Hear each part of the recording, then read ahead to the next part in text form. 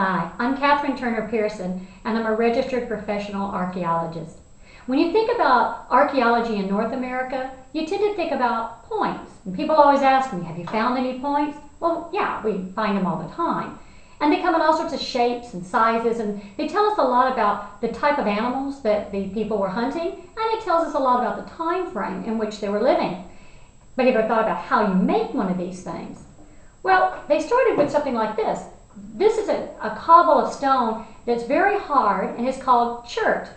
And they take this cobble and using just the stuff they find around, where they're living, they have to take bone and maybe an antler and other rocks. They have to chip this down to make this.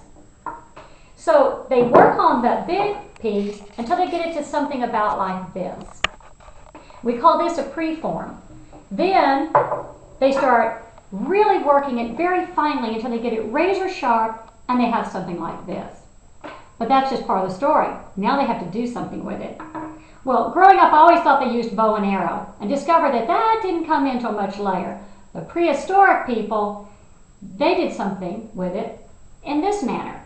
You would take the point, nice and sharp, and they made a shank like this, and then they put it together with a little sinew and a glue that they made from the native plants to hold it on.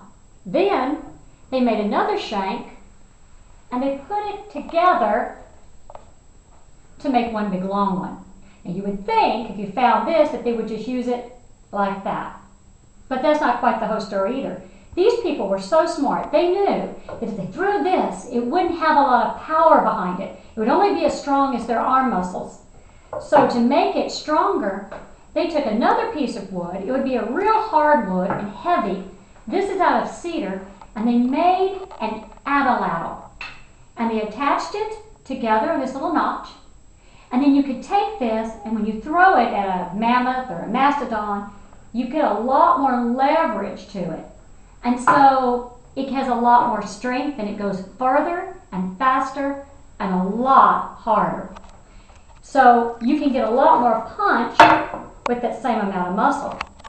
So from this little rock right here, you end up with an atlatl. I think it's quite amazing technology.